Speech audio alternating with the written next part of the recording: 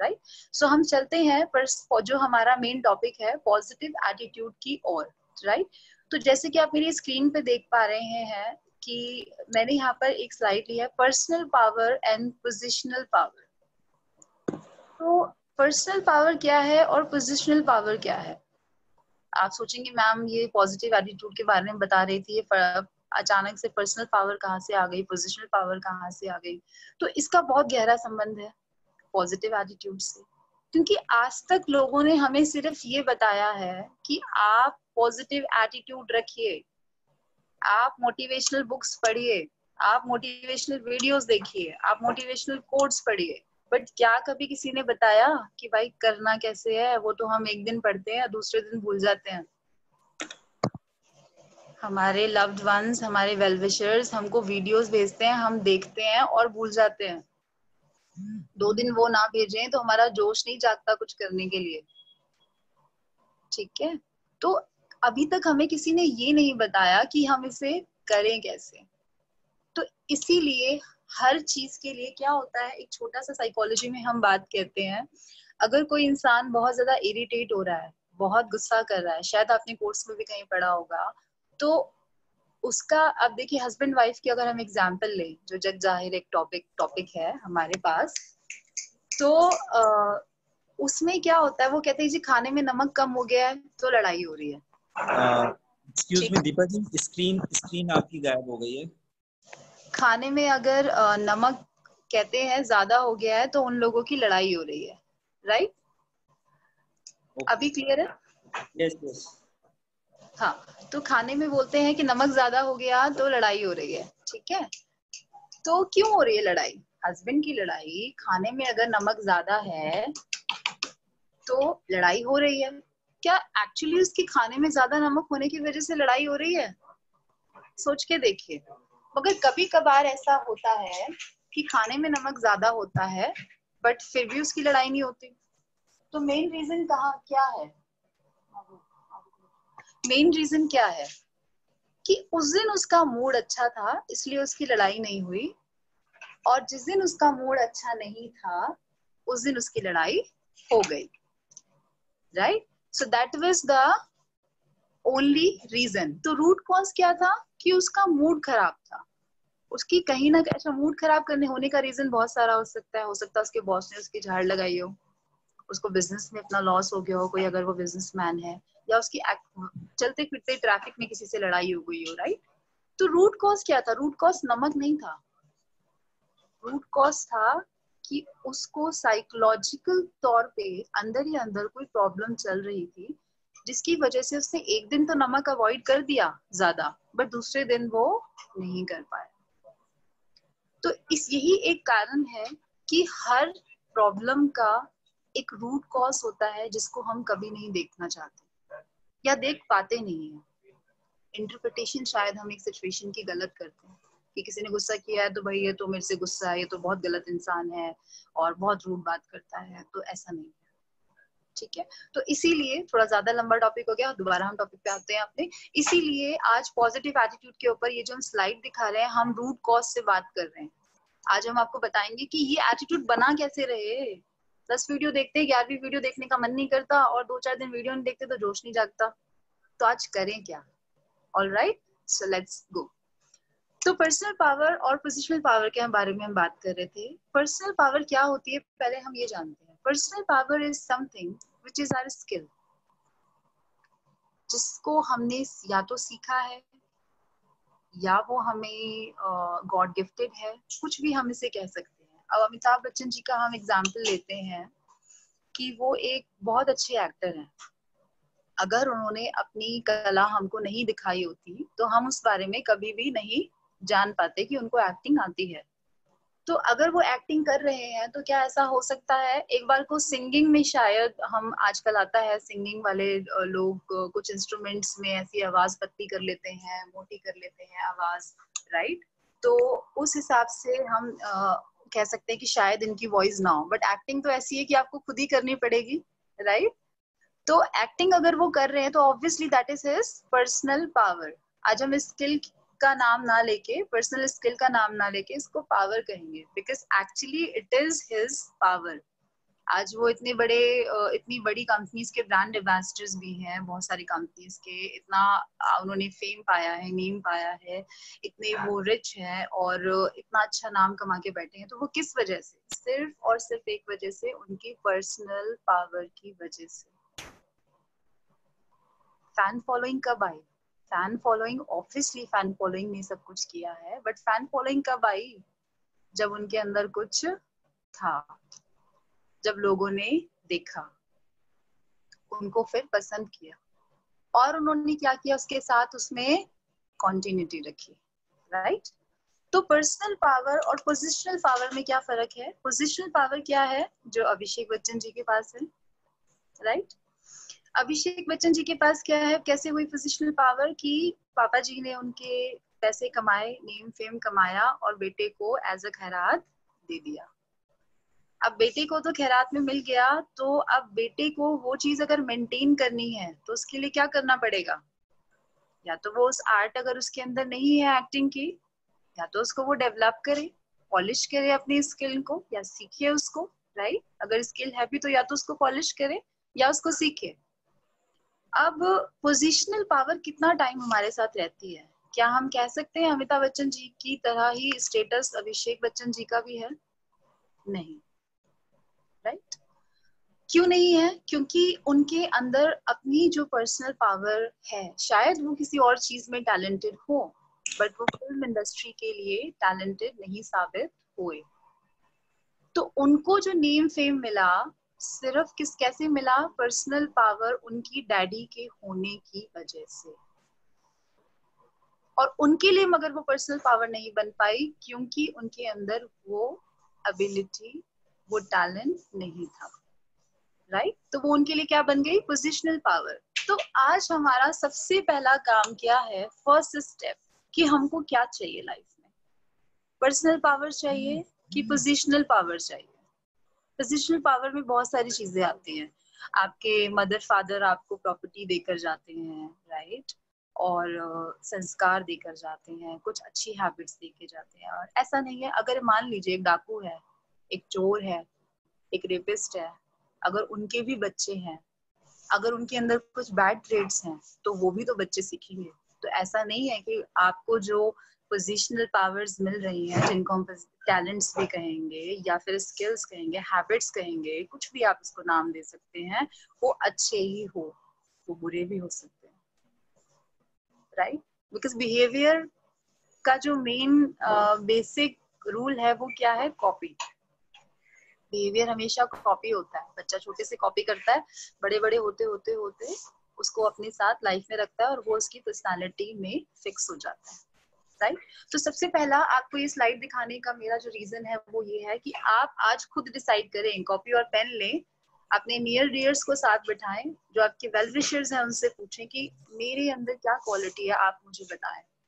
अगर आप खुद की क्वालिटीज नहीं जान पाए हैं, आपको नहीं समझ आता, हो सकता है लाइफ में आपको बहुत ज्यादा एक्सपोजर ना मिला हो, बोलने का मौका ना मिला हो, स्टेज पे जाने का मौका ना मिला हो, लोगों से बातचीत करने का ज्यादा मौका ना मिला हो, लाइफ में क्या क्या चीजें हैं, हो सकता है आप एक यंग किड हो, बिकॉज आई थिंक इस वेबिनार को सभी एज ग्रुप के लोग ज्वाइन कर रहे हैं। आप एक छोटे किड हो सकते हैं, 18 साल के हो सकते हैं, 19 साल के हो सकते हैं, 20 साल के हो सकते हैं, 30 साल के हो सकते हैं। हो सकता है आपको लाइफ में अभी ज्यादा एक्सपोजर ना मिला हो, आपको नहीं पता कि आप क्या कर सकते हैं लाइफ में, राइट?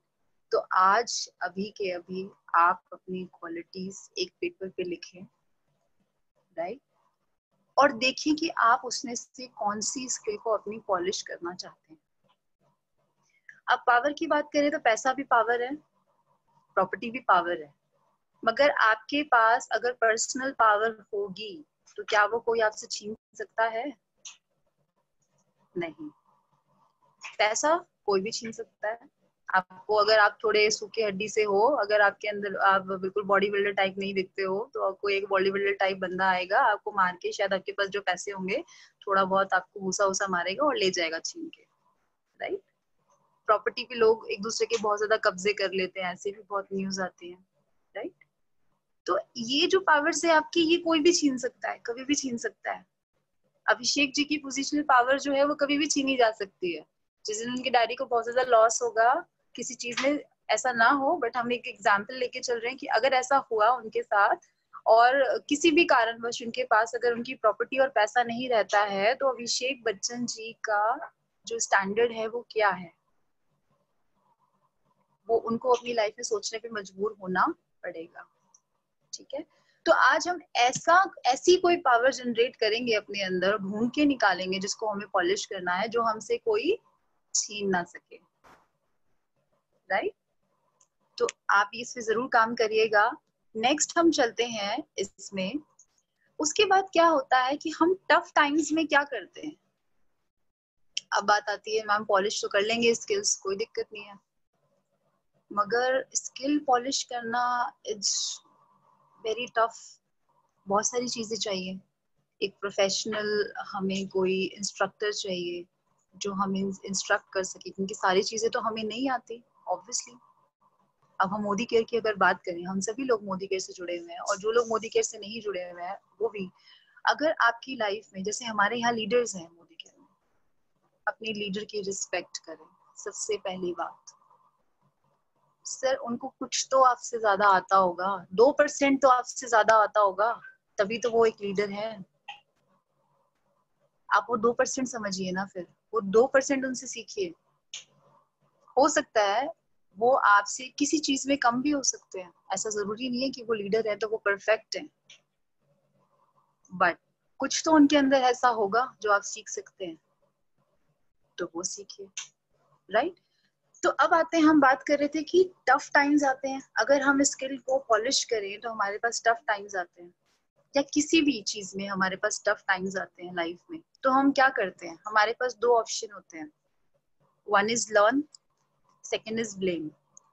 लर्निंग वाला तो मैं थोड़ा सा बाद में बोलना चाहूंगी, बिकॉज जो हमारा मेन एटीट्यूड है ज्यादातर लोगों का, वो क्या है, एक नॉर्मल ह्यूमन बीइंग का क्या एटीट्यूड है, they blame, they find people to blame. चुन चुन के निकालते हैं, अरे भाई अगर मेरे साथ बिजनेस में लॉस हो गया ना, तो वो बोलेंगे किसकी वजह से हुआ, मेरे चपरासी की वजह से हुआ, उस दिन वो टाइम पे नहीं आया, उसने लाइट नहीं जलाई ऑफिस की, और मेरे चोर चोरी करके ले गए। ठीक है, और मतलब इतने नॉनसेंस लॉजिक भी नहीं होंगे उन बातों में, फिर भी वो ब्लेम करेंगे एक दूसरे को। उंगली भी कट जाएगी ना अगर किसी की, उसको कुछ काम करना नहीं आ रहा सपोज, और वो लेडीज भी अगर किचन में है, तो वो शायद किसी और चीज को ब्लेम करेंगी कि भाई तूने मेरे को मेरा ध्यान भटका दिया इसलिए मेरी उंगली कट गई। अरे you have to be careful ना, आपको केयरफुल होना चाहिए था, आप क्यों नहीं हुए। अगर कोई भी आपको नहीं मिलता है ना ब्लेम करने के लिए, तो एक सबसे अच्छी बात बोलूं मजेदार, वो भगवान को भी नहीं छोड़ते हम लोग। अगर कोई नहीं मिलता हमें ब्लेम करने के लिए, तो हम क्या कहते हैं, ये सब भगवान की मर्जी है, ये डेस्टिनी है, हमारे साथ तो ऐसा ही होना था, हमारी तो किस्मत में ये लिखा था, अब हम कुछ नहीं कर सकते।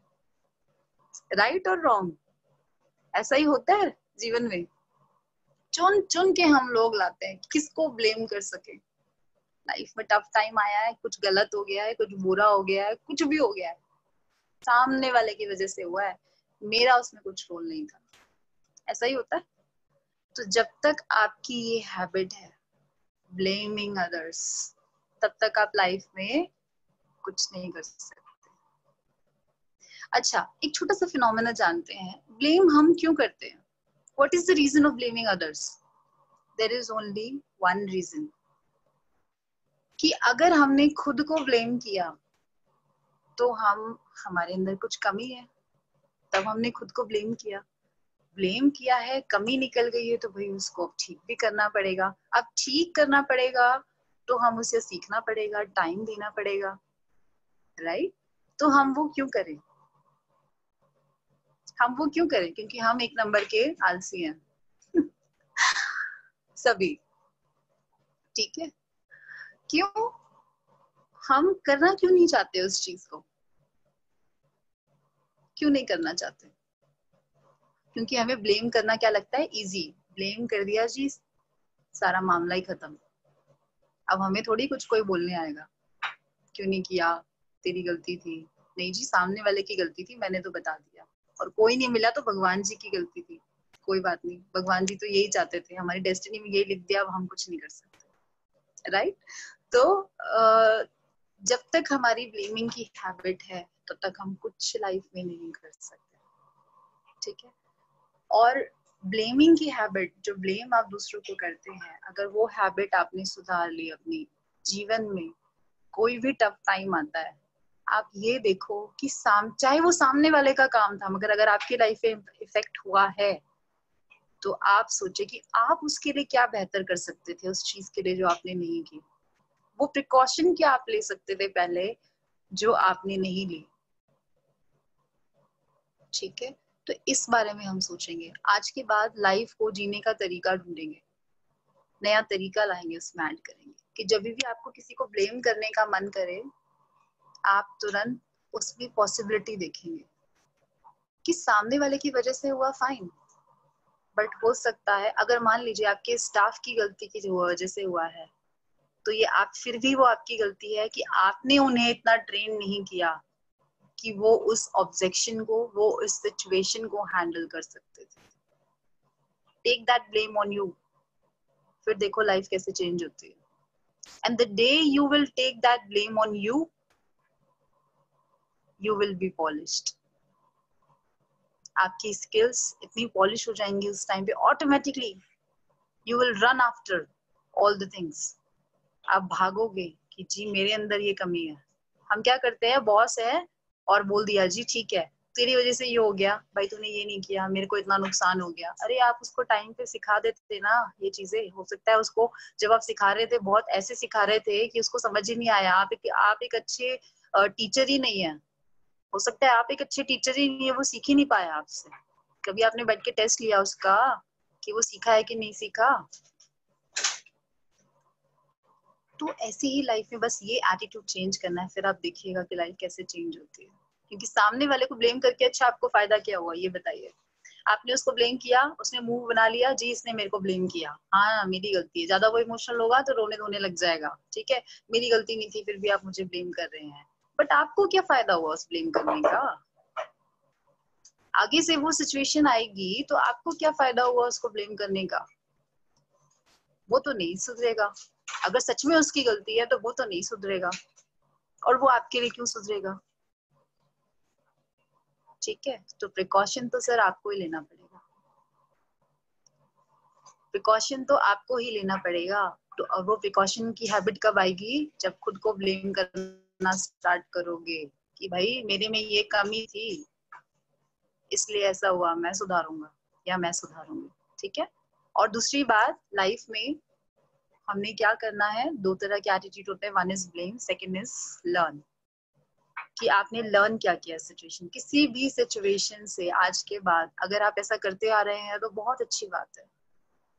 मगर अगर आप नहीं कर रहे हैं, first stop blaming others, second never ever miss this chance to learn from the bad situation. हर बैड सिचुएशन में से कुछ भी हो गया, कुछ भी, कितना भी बुरा किसी के साथ हो गया, लाइफ में बहुत कुछ बुरा होता है लाइफ में लोगों के साथ, मगर उसमें से लेसन नहीं लिया ना सर, तो दोस्त कुछ भी नहीं है फिर तो। अगर लेसन नहीं लिया तो फिर वो दोबारा होगा, गारंटी है वो दोबारा होगा। आपको पता है आप एक रोड पे जाते हैं, सपोज आप एक बाइक चला रहे हैं या आप लड़के हैं तो स्कूटी चला रहे हैं, आपको पता है एक गड्ढा है सामने, ठीक है, तो आप उसको एक बार आपने नहीं देखा, आपकी स्कूटी थोड़ी सी, बाइक आपकी डगमगा गई, ठीक है, बट दूसरी बार आपको पता है वहां पर है, तो क्या आप दोबारा उस गड्ढे में से जाएंगे? नहीं।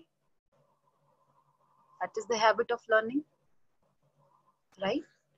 तो यही चीज आपने लाइफ की सिचुएशंस के लिए करनी है, लर्न जरूर करना है बैड सिचुएशन में से। जब आई गई सिचुएशन तो आई गई यार, चल छोड़, कोई बात नहीं, ठीक है, बट उसमें से लर्न तो करें कुछ। कम से कम जो हमने पेन लिया है, जो हमें इमोशनल डिस्ट्रेस हुआ या फाइनेंशियल प्रॉब्लम्स आई उसकी वजह से, वो हम डिस्ट्रेस जो हमने लिया है, तो थोड़ा फायदा तो ले ले उसमें से कम से कम, राइट। दूसरा, हम स्लाइड के पास चलते हैं, आगे हम अपनी लाइफ में क्या कर सकते हैं। ऐसा होता क्यों है हमारे साथ, ऐसा क्यों होता है? इससे पहले एक बात और, बहुत सारे नेगेटिव लोग होते हैं, कहते हैं एक बहुत अच्छी कहावत है, अब पछताए होत क्या जब चिड़िया चुगी खेत। अरे भाई क्यों, वही लेसन लेने वाली बात है लाइफ में, क्यों नहीं पछता है? चिड़िया खेत चुग गई है, ठीक है, अगर आप पछता लेंगे तो अगली बार हम कुछ ऐसा करेंगे जिस वजह से चिड़िया खेत ना चुग पाए, राइट? तो अब हम ऐसा कर सकते हैं ना, प्रिकॉशन ले सकते हैं ना। तो ये जितनी भी बनाई गई है कहावतें, जो नेगेटिव कहावतें बनाई गई हैं, उस पर जरा ध्यान दें। अपनी लाइफ में आज जाके सोचिएगा कितनी नेगेटिव कहावतें बनाई गई हैं, है ना? तो उस पर थोड़ा ध्यान दीजिएगा कि ऐसा ऐसा बोला गया है, क्यों? आप पछताए क्या हो जब चिड़िया चुग गई खेत?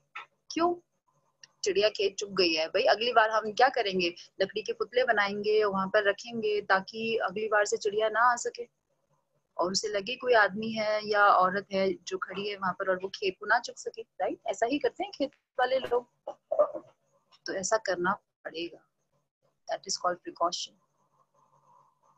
और अगर इस कहावत पे बिलीव करते हैं तो फिर मत करिए, तो ऐसा कुछ मत करिए, कोई प्रिकॉशन मत लीजिए, है ना?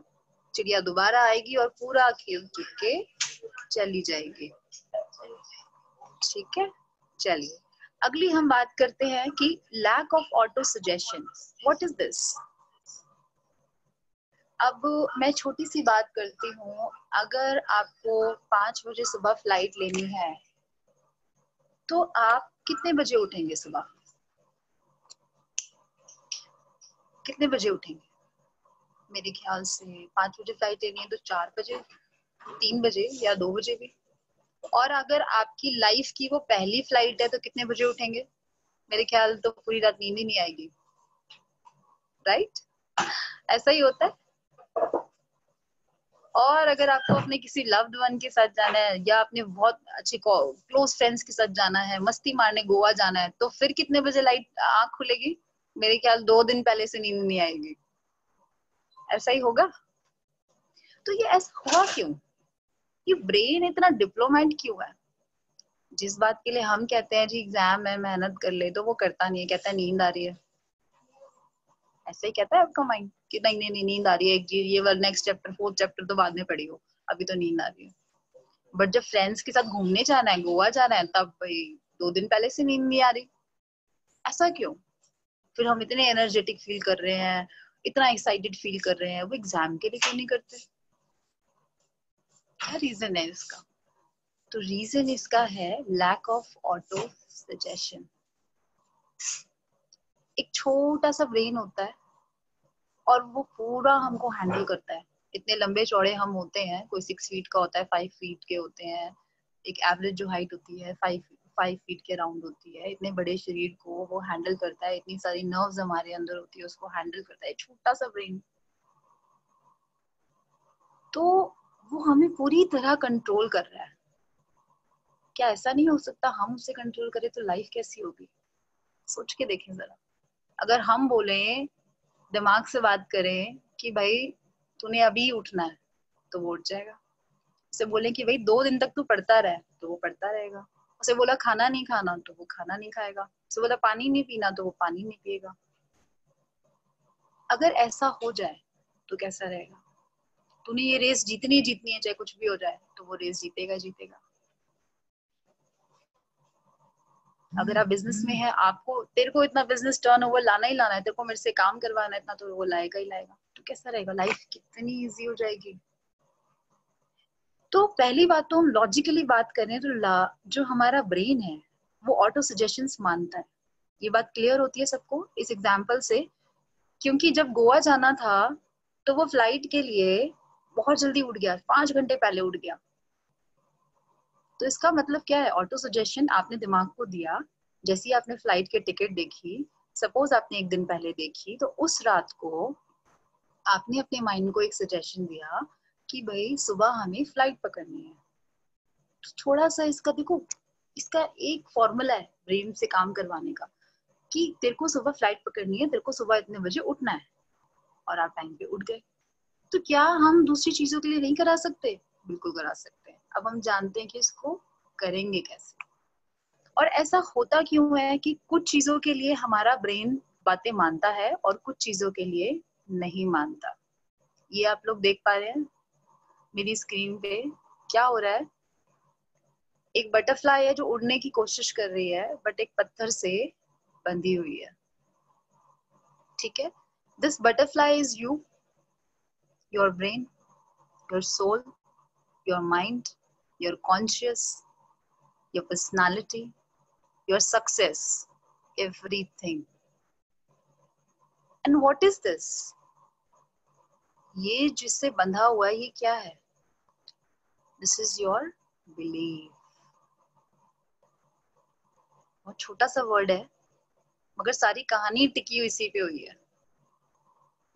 सर, जो ये बिलीफ सिस्टम है ना दोस्त, ये बिलीफ सिस्टम हमको बहुत ऊंचाइयों पे भी ले जा सकता है और डुबा भी सकता है।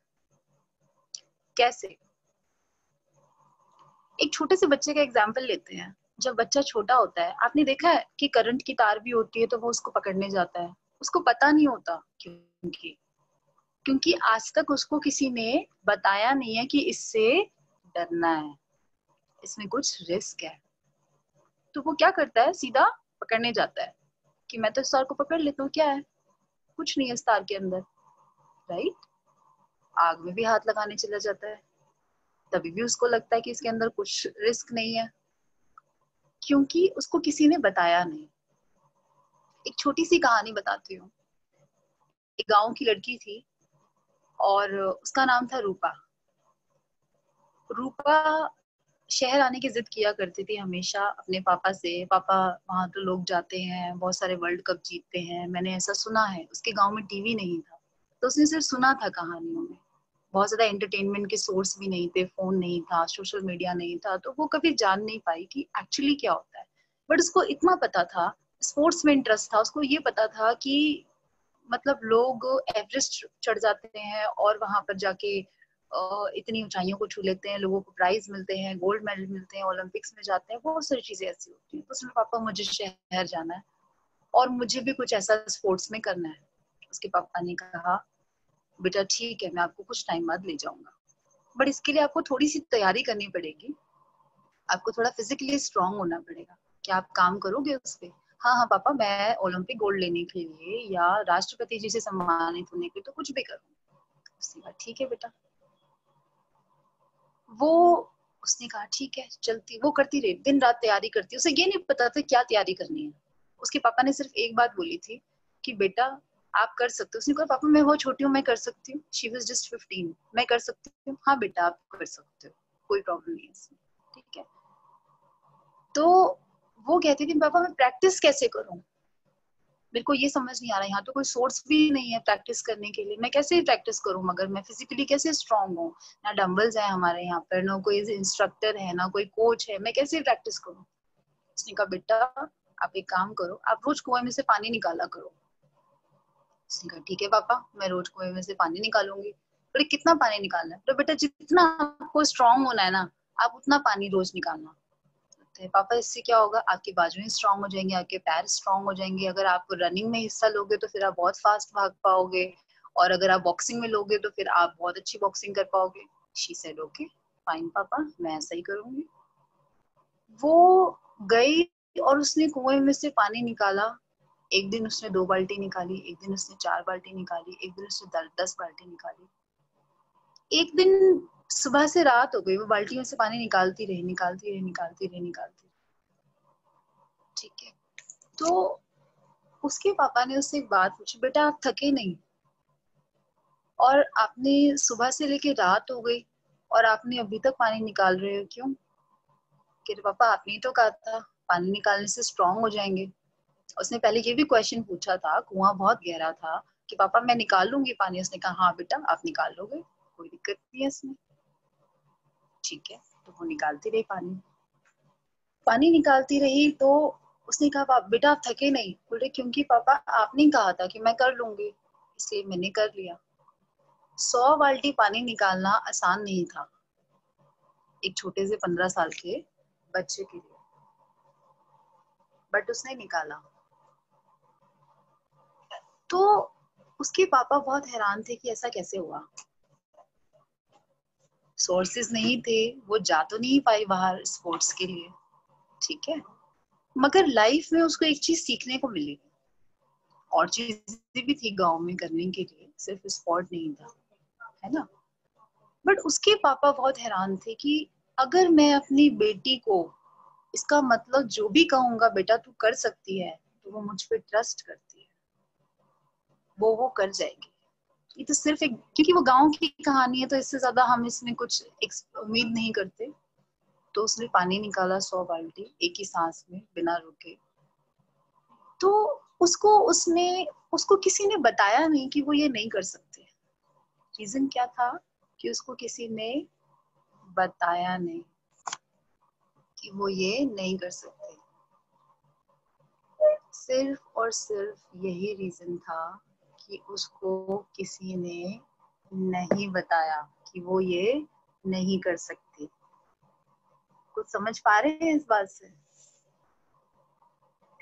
इस बात से हम ये समझ पाते हैं कि जब तक हमें कोई ये बोलने वाला नहीं आता कि हम ये नहीं कर सकते, तब तक क्या नहीं होता, हम कर जाते हैं।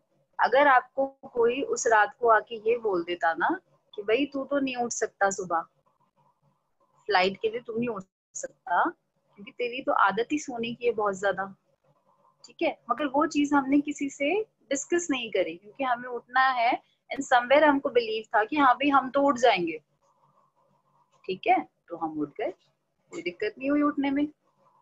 आप लिंक कर पा रहे हैं इस स्टोरी को इससे? बहुत छोटी सी बात है, गांव की स्टोरी है, इसीलिए बहुत छोटा सा एग्जांपल था कुएं से पानी निकालने का। तो मजेदार की बात है, बहुत मजेदार बात है कि जब तक हमें कोई ये नहीं कहता कि तू ये नहीं कर सकता, तब तक हम उसको कर जाते हैं, ठीक है। एक छोटे से बच्चे को हम रिस्क नहीं बताते, चलो वो तो रिस्क की बात है, तो हमें उसे बताना पड़ता है कि बेटा तार को हाथ नहीं लगाना, उसमें रिस्क है। मगर मेन बात कहाँ पर आ गई कि इसका मतलब कोई आपका बिलीफ सेट करता है बचपन में। साइकोलॉजिकली अगर हम बात करें, कोई भी आपको आज, अगर आप 50 साल की उम्र में भी एक साइकोलॉजिस्ट के पास जाते हैं और कहते हैं जी मेरे को रात को नींद नहीं आती, मेरे को स्ट्रेस है, तो वो आपसे पता है क्या पूछेगा? पहला सवाल, आपके घर में कौन कौन है, और दूसरा सवाल, आपकी जो परवरिश हुई बचपन में वो किस माहौल में हुई। क्यों पूछेगा? सिर्फ उसका कारण यही है कि आपके बिलीव्स क्या थे फैमिली के, आप किस तरह के माहौल में पले बढ़े, ठीक है। अब हम बात करते हैं कि वो जो बिलीव है वो हमको किस तरह से हार्म करता है और किस तरह से बेनिफिट करता है। एक बिलीफ सिस्टम है, अभी तक हम ये समझ पाए कि जो हम चीजें नहीं कर पाते हैं, आप कितनी भी मोटिवेशनल वीडियो देख लो, अगर आपकी मम्मी आपको रोज ये कहती है ना बेटा तेरे बस का तो कुछ नहीं है, तू तो कुछ नहीं कर सकती, तू तो कुछ नहीं कर सकता, तब तक आप कहीं ना कहीं उस बिलीफ सिस्टम पे टिके रहोगे। मेरी मम्मी जब ऐसा कहती है तो शायद मैं ये नहीं कर पाऊंगा, या मेरा हस्बैंड मुझे ये कहता है तो मैं शायद नहीं कर पाऊंगी, ठीक है, या मेरी वाइफ मुझे अगर ये कहती है तो शायद मैं नहीं कर पाऊंगा, मेरी क्लास फेलो मुझे ये कहते हैं तो शायद मैं नहीं कर पाऊंगा, मेरी टीचर्स अगर मुझे कहती हैं तो शायद मैं नहीं कर पाऊंगा। तो यहाँ पर ये बात आई कि बिलीफ सिस्टम बहुत बड़े बड़े काम करवा देता है, राइट। हम हुकअप्स करते हैं, जब देखा है कुश्ती होती है मैदान में तो हम क्या कहते हैं, गो ऑन चीयर करते हैं, बहुत ज्यादा उसका नाम लेते हैं, यू कैन डू इट, और हिंदी में भी हम बहुत सारी बातें उनको बोलते हैं, तुम कर सकते हो, तुम कर सकते हो, करो ये, फाइट करो। अभी ये जो मूवी आई थी दबंग, नॉट दबंग, जो कुश्ती वाली मूवी थी, क्या नाम था उसका, दंगल। तो दंगल मूवी देखते हैं, वो मैंने उसमें देखा था वो कैसे चेयर करते हैं एक दूसरे को सारे लोग, है ना। तो क्यों करते हैं चेयर? वो हौसला अफजाई क्यों करते हैं कि आप कर सकते हो? बिलीफ सिस्टम के लिए, कि आपका बिलीफ सिस्टम जनरेट करें, ठीक है। अब बात करते हैं, बिलीफ सिस्टम तो बहुत कुछ करा सकते हैं, negative and positive both, but is your belief system your own? क्या आपका बिलीफ सिस्टम आपका अपना है? आप कहते हो जी सर मेरे को स्टेज पे मत खड़ा करना, मैं बोल नहीं सकता। अच्छा जी, ये आपको किसने कहा? आपका नेक्स्ट क्वेश्चन पता है क्या होना चाहिए? ये आपको किसने कहा कि आप नहीं बोल सकते? वो बोलेगा मुझे लगता है ऐसा।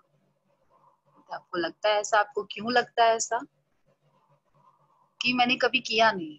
ठीक है, आपने कभी किया नहीं, कभी कोशिश करी है? जी हाँ, एक बार स्कूल में कोशिश करी थी, तो बच्चे मजाक उड़ाने लग गए, फिर मैं नीचे आ गया, फिर मेरी मैम ने भी मुझे बाद में चांस नहीं दिया, शायद मैं नहीं कर सकता था इसलिए।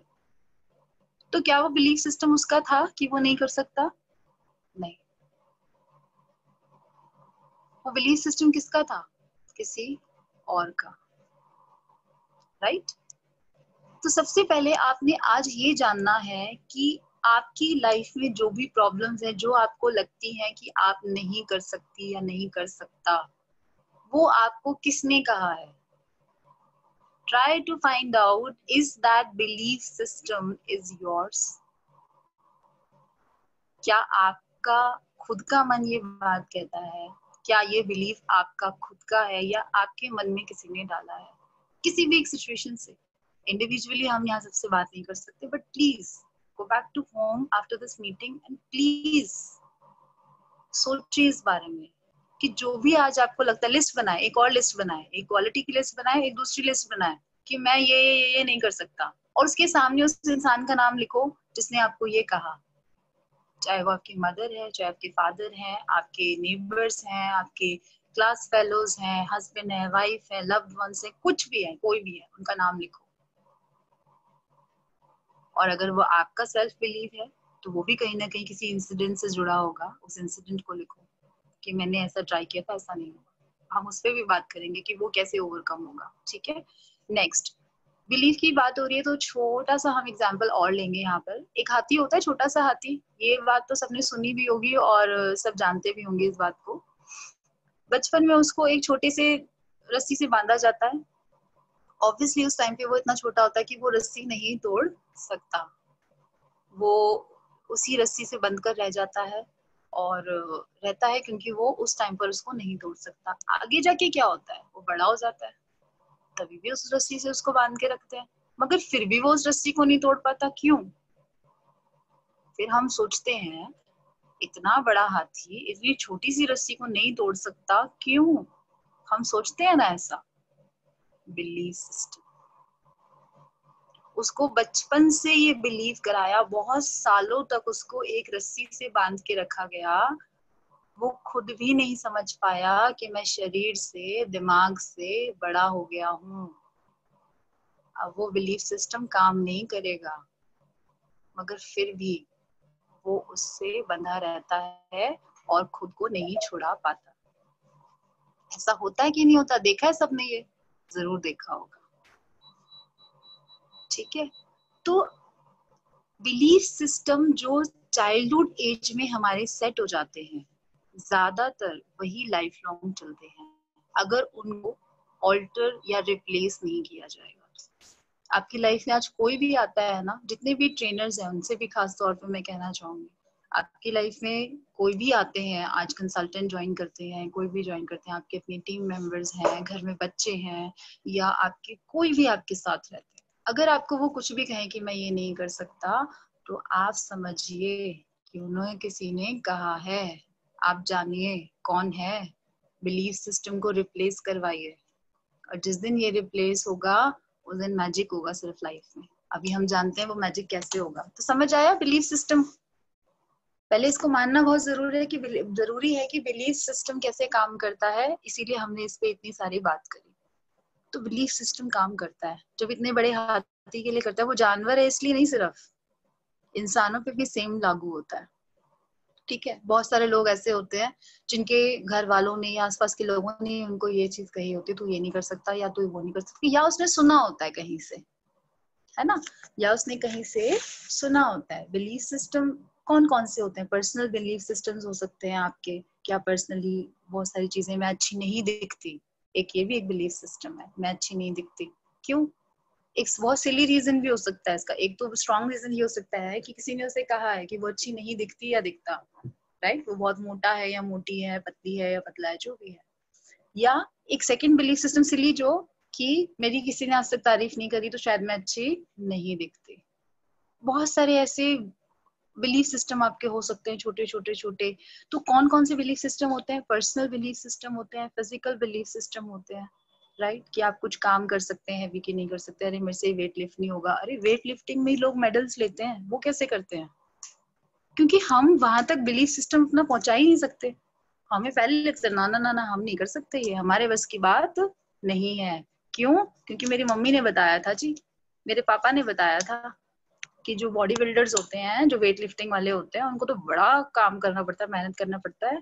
तेरे बस की क्या बात है? ठीक है। सोशल बिलीफ सिस्टम हो सकते हैं।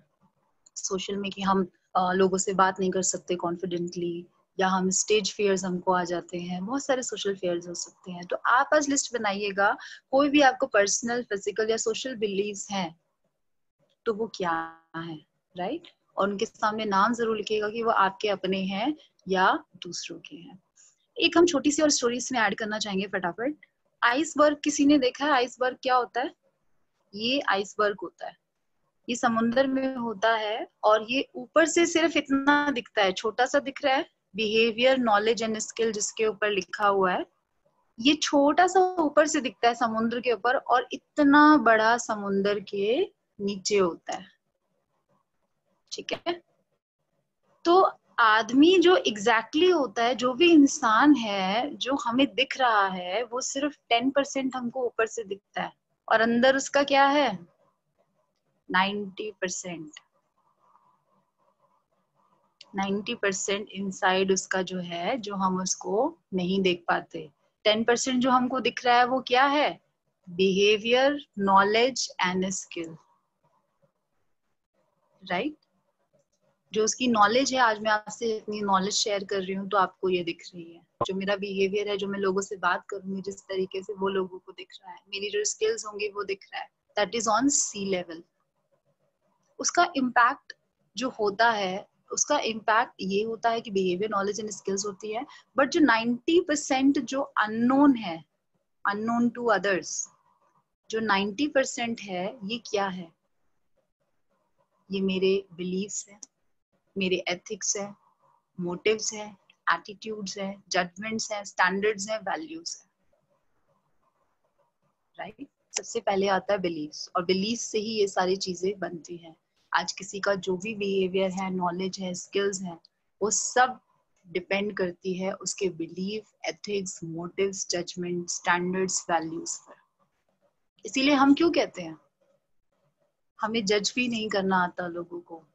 जजमेंट लिखी है ना, यहाँ पर एक टॉपिक है छोटा सा, जजमेंट भी यहाँ लिखा है। हमें लोगों को जज नहीं करना आता। हम वही 10% जो उनका ऊपर दिख रहा है ना, उस पे हम लोगों को जज कर लेते हैं, राइट? और सोचते हैं यही रीजन होगा, इसने ऐसा बोला यही रीजन होगा, ये तो ऐसा ही है, ये तो ऐसी ही है। ठीक है।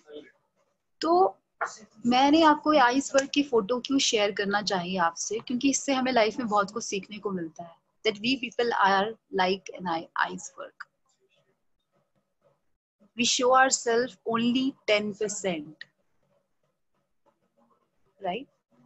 और जो 90% होता है, that is very important, most important, हमारा सिर्फ वो 90% है जिसपे हम काम नहीं करते। हम बिहेवियर और स्किल्स की क्लासेस लेने चले जाते हैं, पर्सनालिटी डेवलपमेंट की क्लासेस लेने चले जाते हैं। क्या करते हैं? ऊपर ही ऊपर 10% पे काम करते हैं। सर पर्सनालिटी क्लासेस की क्लास दिला दो मुझे, पर्सनालिटी डेवलपमेंट की, मेरे को तो इसकी जरूरत है, क्योंकि हमें शायद बात करना नहीं आता, हम कॉन्फिडेंट नहीं है, इसका यही कारण है। पर्सनालिटी डेवलपमेंट की क्लास करा दो। बहुत इंस्टीट्यूट्स हैं जो कराते हैं, ठीक है? अपनी नॉलेज गेन करते हैं, पढ़ते हैं, आर्टिकल्स पढ़ते हैं, वीडियोस देखते हैं, बुक्स पढ़ते हैं, कोर्सेज करते हैं, बहुत सारी चीजें करते हैं, स्किल को बढ़ाते हैं। बट जब तक आप काम नहीं करेंगे इस 90% पे, उसके एथिक्स नहीं देखेंगे क्या है, बिलीव्स क्या है, मोटिव्स क्या है, उसका जजमेंट करने का तरीका क्या है लोगों को, उसके स्टैंडर्ड, वैल्यूज क्या है उसकी लाइफ में, उसका एटीट्यूड क्या है, तब तक आप कभी भी उसके बिहेवियर, नॉलेज एंड स्किल्स में भी ना चेंज नहीं ला पाएंगे, और ना ही कभी उसे वो बना पाएंगे जो वो बनना चाहता है, चाहे आप उसके कोच ही क्यों नहीं है, राइट? तो ये आइसबर्ग सक्सेस पे भी काम करता है सेम। दोबारा हम आते हैं, किसी के ऊपर हमारी सिर्फ सक्सेस दिखती है, ऐसा होता है। आज हम कहते हैं टाटा बिरला, ठीक है, हमें उसका सी लेवल दिख रहा है बस, कि वो अमीर है, वो रिच है, वर्ल्ड के कुछ सक्सेसफुल लोगों में उसका नाम है, बट उसकी लाइफ में नीचे क्या क्या हुआ, that is only 10%, success is only 10% which we can see. 90% क्या था?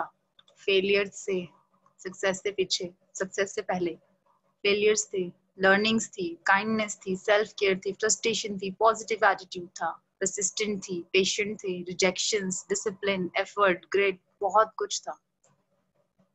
उसके बाद जाकर क्या आई? सक्सेस।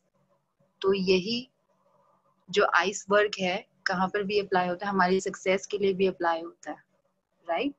तो आप अगर किसी सक्सेसफुल इंसान को देखते हैं तो आप ये तो बोल देते हैं बहुत जल्दी कि जी हमें ये बनना है, तो आप कंप्लीट आइसबर्ग देखें दोस्त, तब जाके आप आगे कुछ सोचें, कुछ प्लान करें, ठीक है?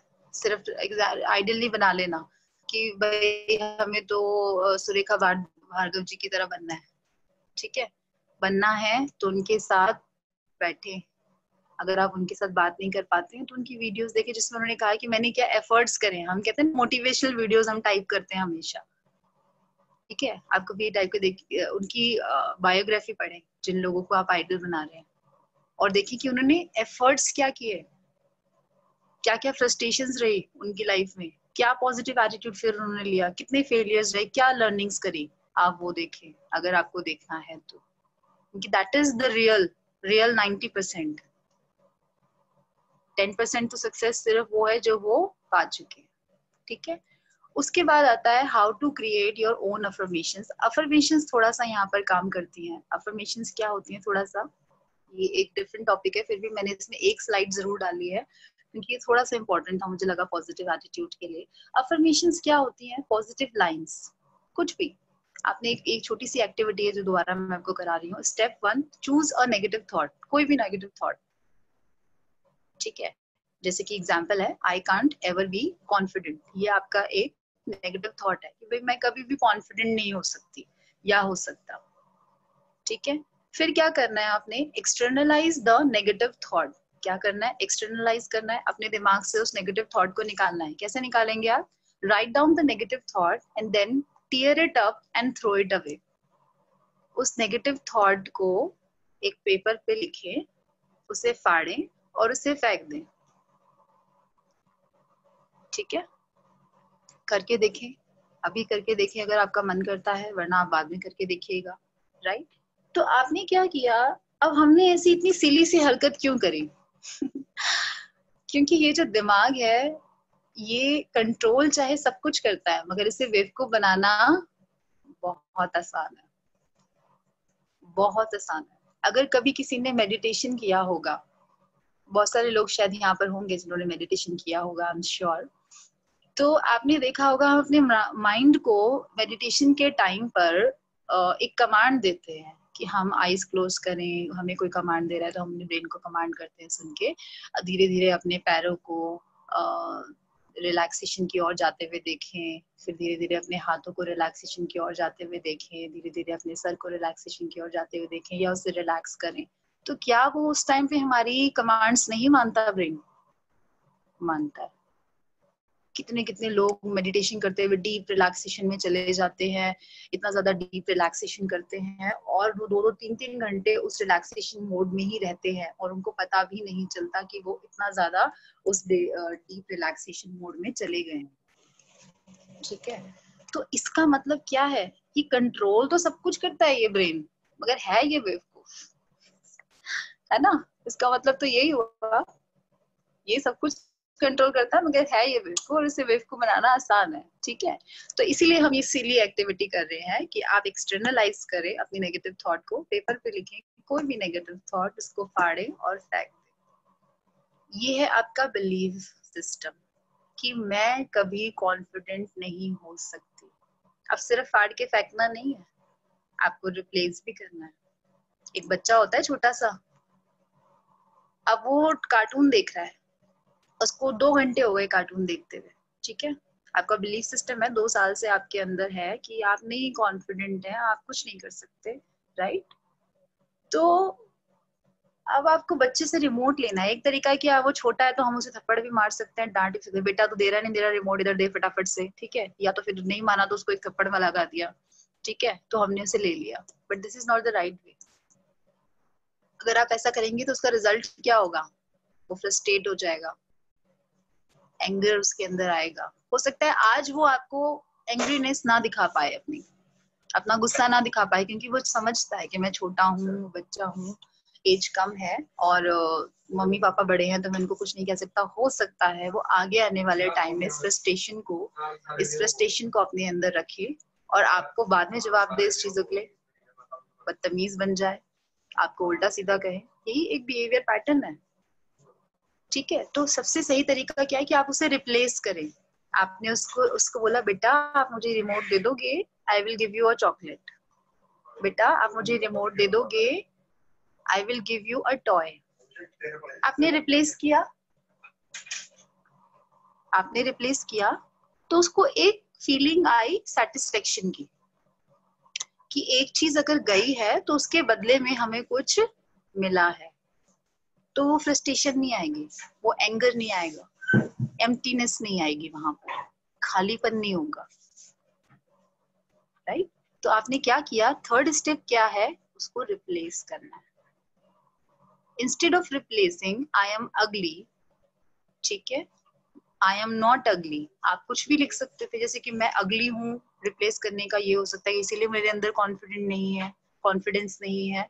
या लिख सकते हैं आई एम नॉट अगली, या ये आप रिप्लेस कर सकते हैं, मगर आप ये स्टेटमेंट को रिप्लेस नहीं करेंगे। आपने अपने ब्रेन को नेगेटिव स्टेटमेंट नहीं देनी, आपने इसके बदले आप एक सिंपल सा वर्ड लिख सकते हैं, I am beautiful, I am beautiful, I am confident, that's it, fine. And just close your eyes and think I can't ever be confident. आपने ये सोचा, आंखें बंद करके अपने आप को देखा कि मैं स्टेज पे नहीं चढ़ पा रही हूँ, मैं नहीं बोल पा रही हूँ। उसके बाद सडनली आपने विजुअलाइज किया कि आप बोल पा रहे हैं, आप बहुत ज्यादा कॉन्फिडेंट हैं, लोग आपके लिए तालियां बजा रहे हैं, ये आपने विजुअलाइज किया। तो this is the way of replacing your belief system, ठीक है।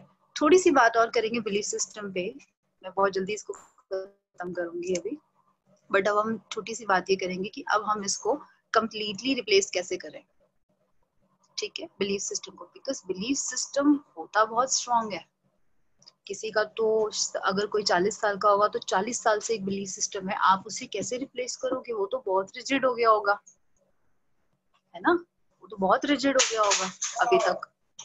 तो कैसे इस बिलीफ सिस्टम को आप रिप्लेस करोगे। कोई अगर 5 साल का बच्चा है तो उसके बिलीफ सिस्टम को रिप्लेस करना फिर भी थोड़ा सा आसान है, ठीक है।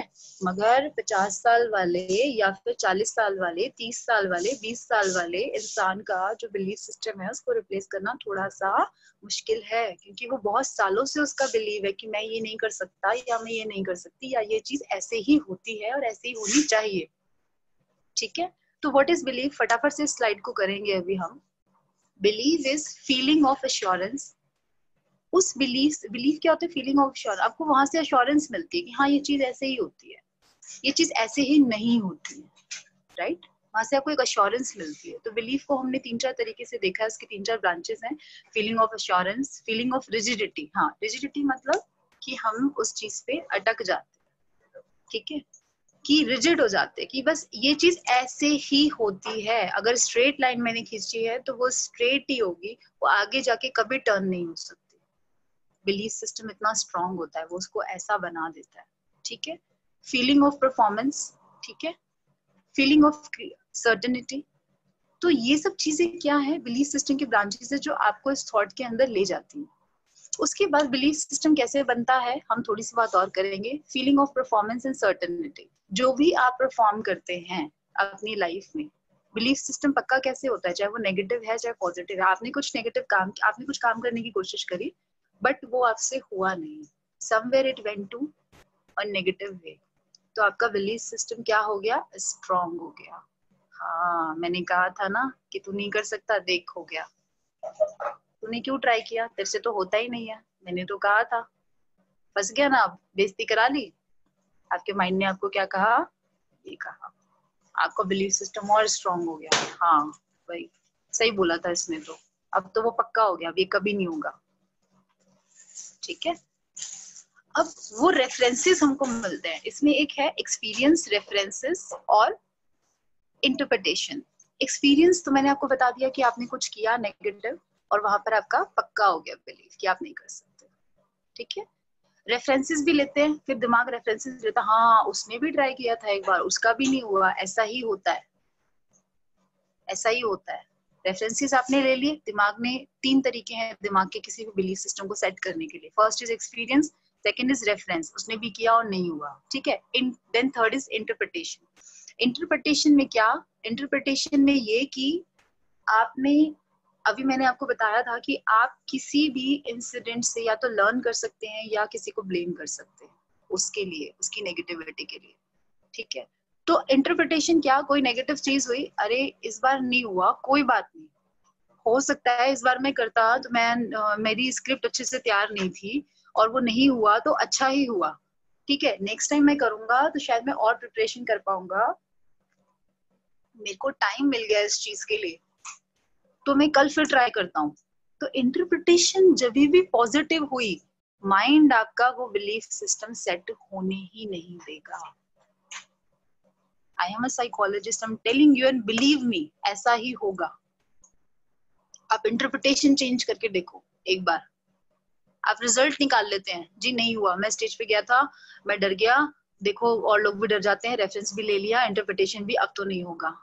आप उसी टाइम, जिस टाइम भी आपको लगे, चाहे कितनी रेफरेंसेस आ जाए, कितने ही एक्सपीरियंस आ जाए, एक बार इंटरप्रिटेशन चेंज करना, यार अच्छा है ना, चल कल करके आऊंगा तो शायद देख सर ने मेरे को वाली बात भी बोली स्टेज पे, जो मैंने पहले स्पीच सुनी वो पॉइंट्स थे, मैं उनमें से भी कुछ ऐड कर लूंगा, तो बस काम हो गया। दिमाग को तीसरी चीज नहीं मिली ना पिलर बनाने के लिए, ये बिलीफ का एक पिलर है, तीन पिलर्स हैं और उसने बिलीफ की छत बनाई, तीनों पिलर नहीं मिले ना तो छत बनेगी नहीं, चाहे कुछ भी हो जाए, कुछ भी हो जाए वो छत बनेगी नहीं अगर तीनों में से एक भी नहीं है तो। अब आप देखो आप क्या हटा सकते हो, पहले आपकी सिचुएशन में पहले क्या हटेगा, और धीरे धीरे तीनों चीजें हटा के अपने अपने बिलीफ सिस्टम को गिरा देना है, नीचे इस छत को गिरा देना है। बहुत सारी चीजें इसके अंदर आएंगी जो हमने ऊपर बात करी, फीलिंग्स आएंगी, performance, certainty, assurance, confidence, rigidity. बहुत तगड़ा होता है बिलीफ सिस्टम हमारे। अब अगर हम रिजिडिटी की बात करें, हम अपने बड़े बुजुर्ग को कहते हैं जी वो नहीं समझेंगे, उनकी और हमारे जनरेशन में गैप है, उनकी और हमारी मेंटालिटी में गैप है, जी वो लव मैरिज के खिलाफ है, जी उन्होंने बोला है पल्ला करना है या घूंघट काटना है तो वो करना ही करना है, ऐसे करते हैं ना, घूंघट वगैरह लोग करते हैं, लव मैरिजेस नहीं करने देते हैं, बड़े बुजुर्ग की बात करें तो। ठीक है, हमारे यहाँ ऐसे कपड़े नहीं पहनते, वो रिजिड है, क्यों है, अड़े हुए उन बातों में, क्यों, क्योंकि उनका वो बिलीफ सिस्टम है और बहुत पुराना है।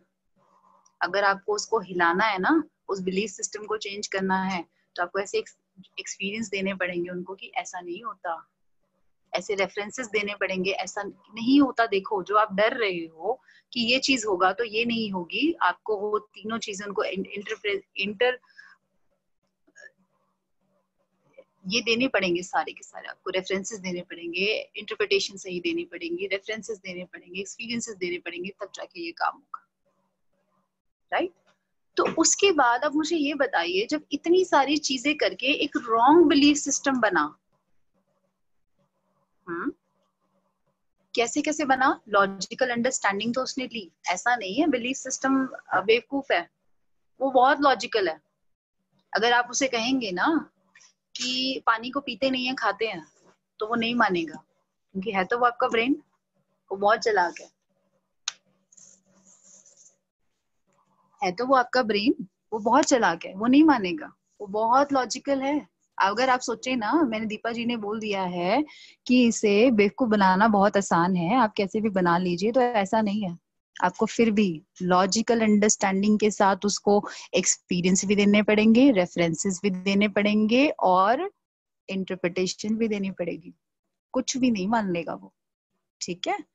तो लॉजिकल अंडरस्टैंडिंग दी, उसके अंदर आपकी फीलिंग्स भी होनी चाहिए। ये नहीं कि आपने बोला कि भैया कुछ मेरे को पढ़वा दो और मेरे को कुछ वीडियोस दिखा दो, बस बात खत्म। और मैं बोल रहा हूँ क्या है, इन्होंने किया ऐसा होता थोड़ी है, इन्होंने किया ऐसा थोड़ी ऐसा ऐसा होता है। आपकी फीलिंग्स भी उसमें इन्वॉल्व होनी चाहिए कि हाँ ऐसा होता है। आप दूसरों से ओपिनियन लेते हैं, आपके अपने ओपिनियन होते हैं, क्योंकि आप वीडियोस तो देखते हैं, मगर जब आपसे लोग पूछते हैं कि ऐसा हो जाता है तो आप ओपिनियन क्या देते हैं, नहीं जी नहीं ऐसा नहीं होता। उन लोगों ने कर लिया, सारे लोग थोड़ी कर पाते हैं। तो आपको अपने ओपिनियन को भी चेंज करना होगा, राइट। कन्विक्शन, आप कितने कन्विक्शन, आपका उसके अंदर क्या है, डेडिकेशन क्या है, और एक मैसिव बिलीव, ठीक है। चेंज को करने के लिए बिलीफ सिस्टम को एक मैसिव बिलीव आपको लाना होगा। अगर हम थोड़ी सी इसमें और बात करें तो एक फीलिंग ऑफ परफॉर्मेंस इसके अंदर आती है, परमानेंस इसके अंदर आती है। फीलिंग ऑफ परमानेंस वो कैसे आती है? संडे के बाद मंडे आता है, सबको पता है। मंडे के बाद ट्यूसडे आता है, सबको पता है। ट्यूसडे के बाद वेडनेसडे आता है, सबको पता है। अगर मैं आपको यही कहूंगी आप मान लेंगे। अगर मैं आपको बोलूं कि संडे के बाद सैटरडे आता है, सैटरडे के बाद फ्राइडे आता है, तो कितने लोग मानेंगे? कोई भी नहीं मानेगा। क्यों? वहां पे हमें सब कुछ हो चुका है हमारे अंदर, rigidity, confidence, assurance, certainty, performance, सब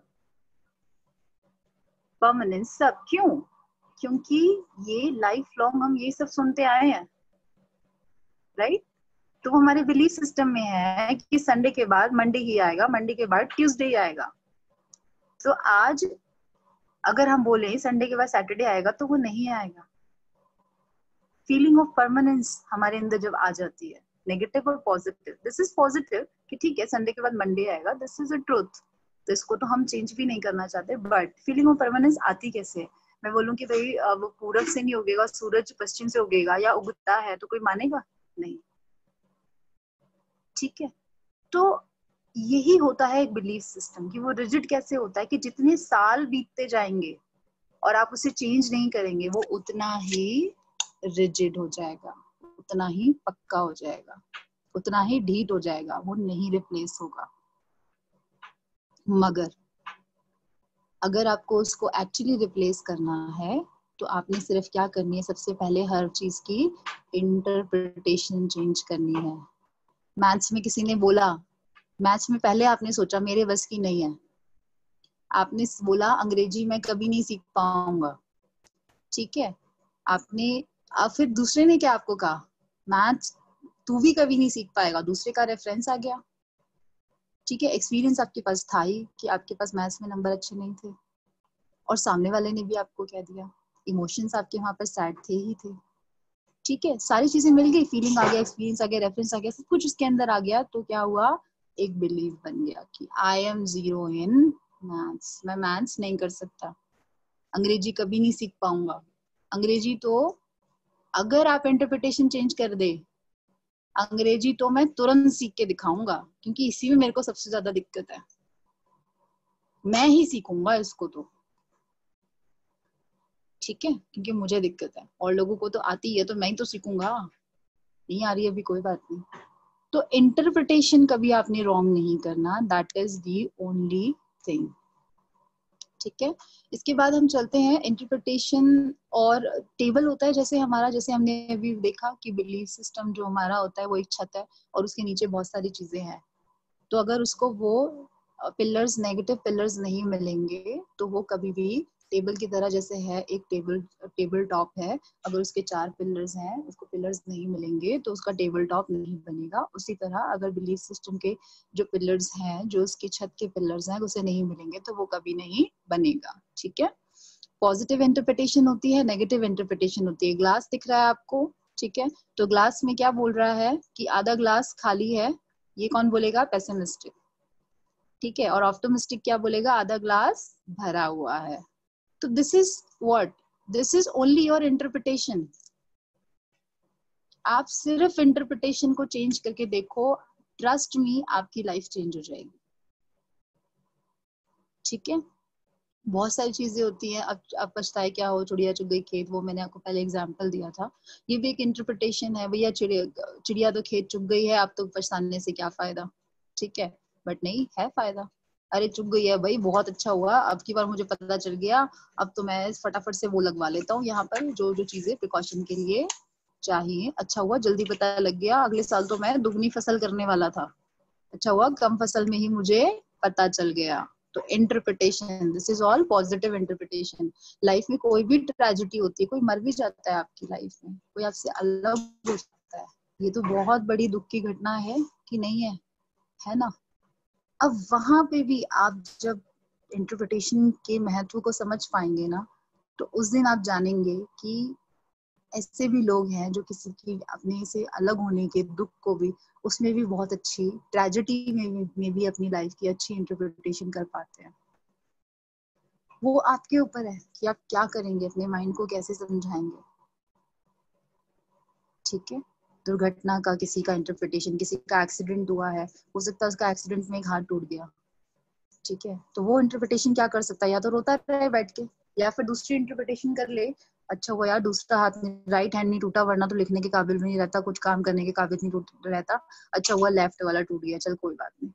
so this is what all interpretation. जो होना था वो तो हो ही गया, उसने तो होना ही था, तो वो हो गया क्योंकि वो हो चुका है। तो अब आप क्या कर सकते हैं, या तो अपने आप नेगेटिव, आपका सबसे पहला कदम जिंदगी में क्या होना चाहिए, अगर कुछ भी नेगेटिव आपके साथ हुआ है तो आप नेगेटिव इंटरप्रिटेशन से बचना। क्योंकि जिस दिन नेगेटिव इंटरप्रिटेशन आपके माइंड में आ गई, आपने नेगेटिव अगर उसका परिणाम निकाल लिया, नेगेटिव रिजल्ट घोषित कर दिया अपने दिमाग में, उस दिन आपको नेगेटिव बिलीफ सिस्टम सेट करने से कोई नहीं रोक सकता, और वो आप नहीं चाहते। तो हमने आज के बाद क्या करना है, सफलता वाले बिलीव सेट करने हैं। वो क्या है, नए रेफरेंसेस, नई इंटरप्रिटेशन, नए एक्सपीरियंस। पहली नेगेटिव कोई क्वालिटी अपने दिमाग में लानी है, उसे लिखना है कॉपी पे, ठीक है, उसे सबसे पहले एक्सपीरियंस में लाना है। आपने क्या करना है, एक्सपीरियंस में उसको करके देखना है, ठीक है। कर लोगे आप, एक बार करोगे शायद नहीं होगा, दो बार करोगे नहीं होगा, 10 बार भी करोगे नहीं होगा। अगर भी ऐसा होता है, ठीक है, तो क्या हुआ, हो सकता है इसलिए नहीं हो रहा क्योंकि आप सीधा 100 लोगों के सामने ट्राई कर रहे हो, ऐसा भी तो हो सकता है ना। अपने आप ट्राई करो, 2 लोगों के सामने ट्राई करो, 1 लोगों के सामने ट्राई करो, एक्सपीरियंस जैसे ही पॉजिटिव आया, ये मत भागो कि एक्सपीरियंस बहुत बड़ा होना चाहिए, नहीं, बहुत छोटा एक्सपीरियंस भी काफी है। फिर रेफरेंसेस दो अपने माइंड को, हाँ यार उसने भी 10 बार ट्राई किया था तो उसका हो गया था, देख मेरा भी हो गया। देन इंटरप्रिटेशन, पॉजिटिव इंटरप्रिटेशन कि 10 बार हो गया ना, अब तो 11वीं बार धमाका होगा सीधा। ठीक है, हम बस बड़ा करने के चक्कर में रह जाते हैं, मगर जो कोशिश है, दिमाग जो समझता है वो छोटी छोटी बातें समझता है। मम्मी ने कहा तू नहीं कर सकता, वो समझ गया, पापा ने कहा तू नहीं कर सकता, वो समझ गया, वो छोटी छोटी बातों से समझता है, वो सीधे धमाके वाली बात से नहीं समझता। क्योंकि हम प्लान्स तो करते हैं बट हम बहुत सारी चीजों को फॉलो नहीं कर पाते। तो अब हमने क्या करना है लाइफ में, बस यही करना है कि हम नए बिलीव्स लाएंगे, नई कन्विक्शन लाएंगे, नए ओपिनियंस लाएंगे, नई फीलिंग्स लाएंगे, और नए लॉजिकल अंडरस्टैंडिंग्स लाएंगे, और हमने क्या करना है, उसको रिवाइव करना है सिर्फ। ठीक है, तो इतनी सी बात थी, और हम इसको आज के बाद अपने बिलीफ सिस्टम को हम दोबारा से रिप्लेस करने की कोशिश करेंगे, because this is the only way, this is the only way to replace our belief system. अगर हम छोटी सी बात करें, कॉन्फ्लिक्ट कब आता है लाइफ में, कॉन्फ्लिक्ट तब आता है, परेशान हमारा दिमाग कब होता है, जब हम सोचते हैं हमें सब कुछ आता है, राइट। तो अगर हम आता है ये सोचे, या हमें सब पता है ये सोचे, तो कॉन्फ्लिक्ट हमेशा आएगा। आप एक बार नन्हे बच्चे बन जाइए, ठीक है, और सोचिए कि कुछ नहीं आता, जितने भी बिलीफ सिस्टम हैं वो सब बेकार हैं। अब हमने हर चीज के लिए एक नया बिलीफ सिस्टम ही सिर्फ बनाना है। एक छोटा सा और एग्जांपल लेते हैं और इसको खत्म करते हैं हम अपने सेशन को। छोटा सा एग्जांपल लेते हैं, अगर मैं कहूँ आपके लाइट, एक ग्राउंड में लाइट नहीं है, डार्क ग्राउंड है, ग्रीन ग्रास वाला ग्राउंड है, आपने उसमें आंख बंद करके चलना है, राइट। अगर उसमें कहें, जी मैं स्लाइड दिखाती हूँ आपको, अगर वो कहें कि आपको इसमें आंख बंद करके चलना है, सॉरी आपको ऐसे ही चलना है मगर इसमें लाइट नहीं है, बिल्कुल डार्क है वो, तो आप क्या करेंगे? अलर्ट हो जाएंगे, अरे भाई कुछ दिख नहीं रहा, अंधेरा है, कैसे चलें? अलर्ट होना पड़ेगा। पैर को दबा दबा के चलेंगे, हाथों से कोशिश करेंगे, ग्रास में सांप तो नहीं है कोई, ग्रास में कुछ और तो नहीं है, ग्रास में कुछ और कीड़ा मकोड़ा तो नहीं है घास के अंदर, ऐसा ही करेंगे। अगर लाइट नहीं होगी तो बहुत अलर्ट होके चलेंगे, अपने सारे सेंसेस को, सूंघने की शक्ति, हमारे सेंसेस कौन कौन से होते हैं? माउथ होता है, हमारे सेंसेस क्या होते हैं? सूंघने की शक्ति, देखने की शक्ति और टच की शक्ति, ये सब होती है हमारे सेंसेस। सबको अलर्ट कर देंगे, ब्रेन को तुरंत समझा देंगे कि मेरे को कुछ नहीं पता भाई, आगे कुछ नहीं दिख रहा, तू काम करना शुरू कर दे फटाफट। ठीक है, तो क्या करेंगे?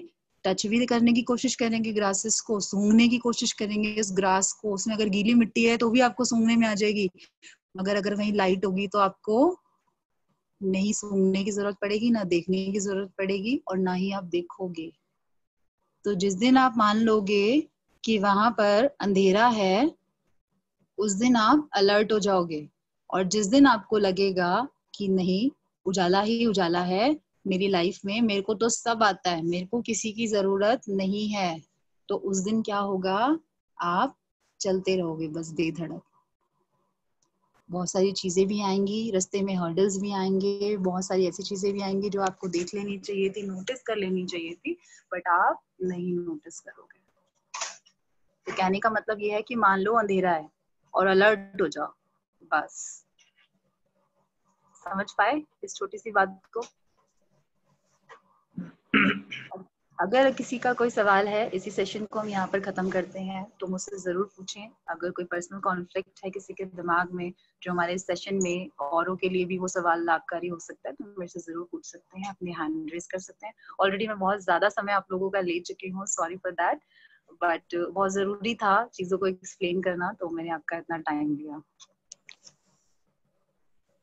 थैंक यू दीपा जी। और मैं समझता हूँ कि बहुत ही ज़बरदस्त सेशन आज रहा, और आपने जिस तरह एग्जांपल दिया बिलीव का, बटरफ्लाई को लेके, आइसबर्ग का जैसे आपने एग्जांपल दिया, जी तो मैं समझता हूँ अपने आप में बहुत ही ज़बरदस्त एक्सप्लेनेशन, बहुत ज़बरदस्त पिक्चराइजेशन, और जो चीज़ आपने आज बताने की कोशिश करी, मैं समझता हूँ जितने लोग 95 लोग यहाँ पे आज कंसल्टेंट थे, तो मैं जी समझता हूँ आज के बाद बहुत सारे लोगों में पॉजिटिव थॉट प्रोसेस क्या है, कैसे उस प्रोसेस की गो थ्रू होना है, क्या क्या गलतियां हमसे हो जाती है जाने अनजाने में, तो मैं समझता हूँ उसको सुधारने का बहुत जबरदस्त मौका मिलेगा। और सबसे बड़ी बात क्या है कि ये जो सेशन आज मिला है, मैं समझता हूँ कि one of the fantastic session, जो कि पॉजिटिव थॉट के ऊपर, मैं आज तक 3 साल में मैंने आज तक ऐसा सेशन नहीं देखा, और बहुत थैंक यू जबरदस्त सो था, मच। बहुत जबरदस्त। मैं तो बोलता हूँ कि आज हमें सही माने में हम सब कंसल्टेंट को ये पता लग गया कि एक्चुअली में कि हमारे बेस में क्या है और हमारे अपीयरेंस में क्या है। तो अपीयरेंस को और ज्यादा अगर हम ठीक करना चाहते हैं, अपने बाहर के दिखावे को, अपीयरेंस को, स्किल को और ज्यादा स्ट्रॉन्ग करना चाहते हैं, तो अभी हमें अपने अंदर और काम करने की आवश्यकता है, और बिल्कुल अंदर जाना है, अपने बेस को समझना है, उसको समझ के हम और इसको निखार सकते। तो जी। मैं चाहूंगा कि प्रदीप सर हमारे साथ हैं, तो इस सेशन